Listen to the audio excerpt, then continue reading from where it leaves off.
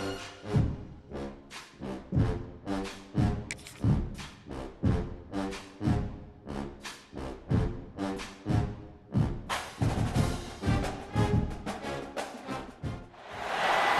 to have you with us from Springfield, Missouri, Plaster Stadium, home to the Missouri State Bears. As we'll see a squad from the MAC, the Air Force Falcons, taking on a team from Conference USA, the Missouri State Bears. For EA Sports College Football, I'm Reese Davis, David Pollack, Jesse Palmer alongside. Guys, we can't wait to see this game. Been looking forward to it all week.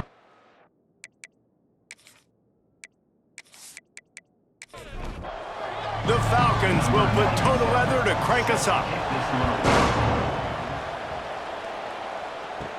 From inside the 10, here he comes. Buys just enough space to cross the 25. Let's mark it at the 27-yard line. The Bears offense will go on the attack first. And, David, they've got a guy in the backfield that certainly is capable of carrying more than his share of the weight in this offensive attack. Yeah, he's a piece, but I would argue this, Reese. Like, you need to get the ground game going. For this offense to be successful, they need a physical tone setter, and he can be that, sometimes up, sometimes down. They need that consistently, Jesse. They need him to show up when it matters the most, and there's going to be times in this game like we've seen throughout his career when the defense wants to take away wide receivers or players on the perimeter, and that's when this guy has to show up and shine. He's got vision, he's got cutting ability, he's got speed, but that's got to be on display in this game. From the shotgun now, here's an inside give. And I kind of like how the running back didn't mess around. Like, just get downhill when you see an opening. A lot of times they close so fast, man. Be decisive, stick your foot in the ground, pick up 3 to 4, and we are not going to complain. They weren't able to get that one off. It'll be a delay of game. Delay of game. Offense. The quarterback just lost track of the play clock, didn't get the snap off quickly enough. Clark wants to throw. Fires to the big fella. And he'll go down, but he delivered the business end of his stiff arm to that defender on the way. From the gun, running back gets to give. And they'll move the chains, and a good way to wrap up the first quarter. First play of the period, first down here. It's been a defensive battle through the first period, and the stats tell that tale.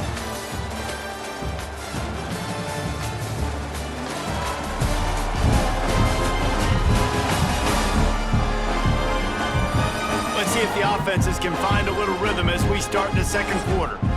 The Bears have it with a 1st and 10. Looking for a crease. It's Green. And he'll pick up 1. It brings up 2nd and 9. And here comes play number 6 of the drive. 2nd down, they'll go to the air. Makes the grab. And they pick up just a few on that completion. The clock winds down to 2 minutes, and we will take a pause for the 2-minute timeout. Here comes the 7th play of this opening drive. They've moved it well, but now facing 3rd down. From the gun, wants to pass.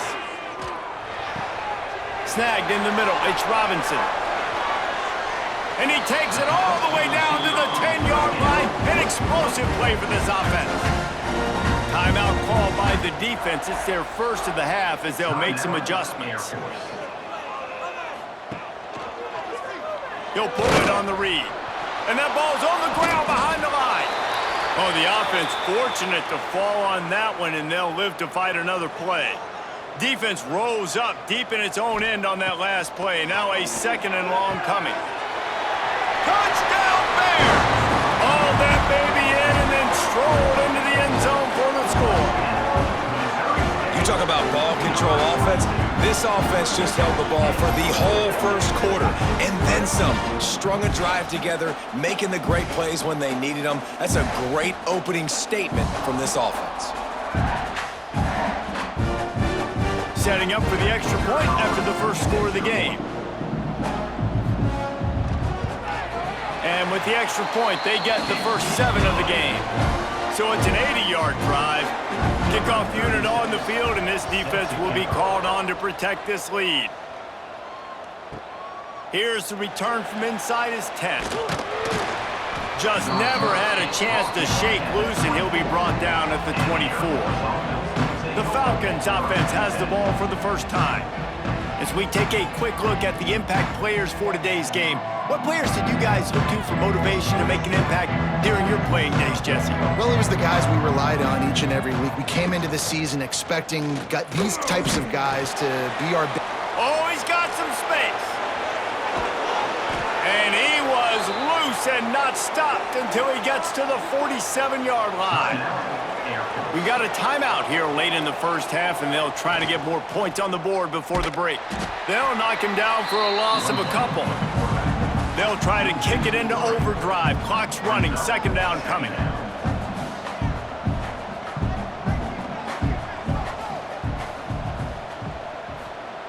Back to pass. Here's a heat. Trying to escape and get it himself. They're at their fastest tempo trying to get off this third down play.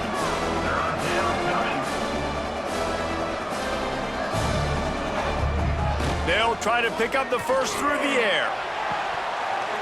And it slips through his fingers, incomplete. That would have been a huge game if he could have held on. Gets his first one of the day away, and that matches his total from that victory last week. This late in the half, here's the question: how aggressive will the play calling be? Out of the gun, the running back has it. Really needed a play like that to get out of their own end. They move the chains, they mark it at the 29. They'll go to the ground. And he's taken down after a short gain, and that'll do it for us here in the first half. We've played 2 quarters here. Time to go to Kevin Connors in our halftime update. Thanks, fellas. Perfect chance for us to put the first 2 quarters under the microscope. And yes, football is a game of inches, but man, is that really the case when you consider the length of some of these possessions.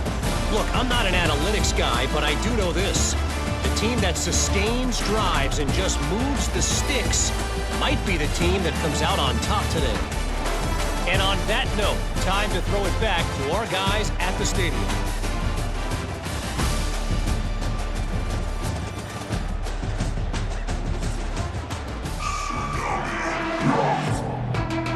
And the Bears will kick it away to start the second half. And he takes this from inside the 5. Really disciplined job by the coverage unit to get down there and make the stop at the 19. Here comes the Air Force offense back onto the field.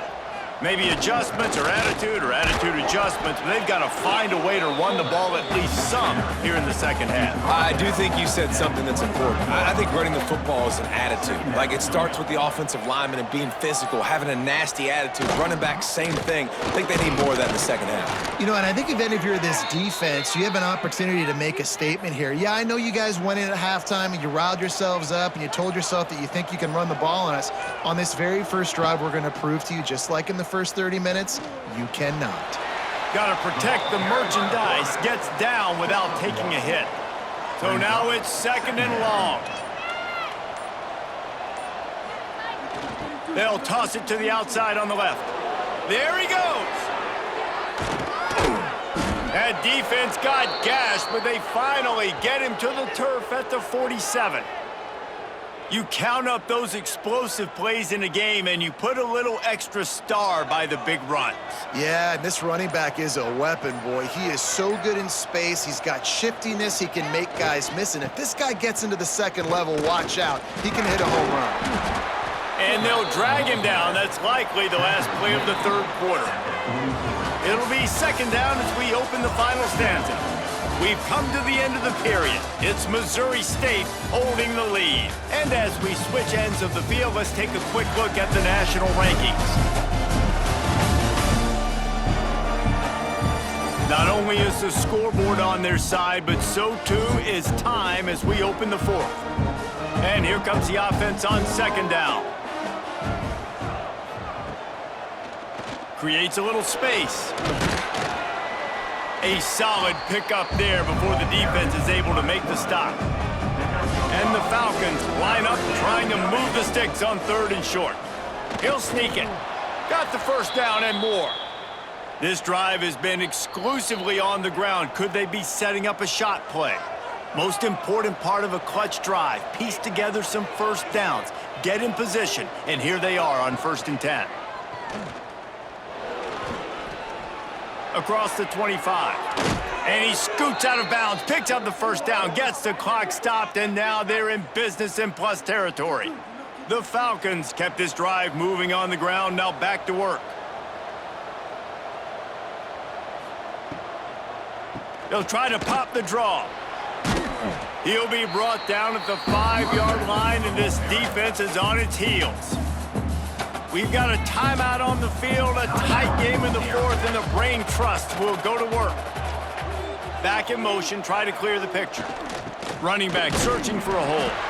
That is a big win for this defense as they were right there as soon as he got the ball. On 3rd down, he drops to throw. Got it in the middle, it's Smith. They make the stop about 4 yards short of the first down. And here we go, down to score. They'll go for it on 4th down.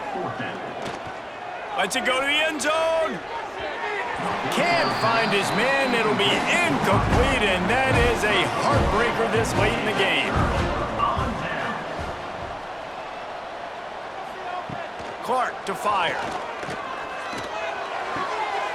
Finds his man. It's Johnson. They'll make the stop, but that first down ought to ice it, and they should be able to kneel this one out.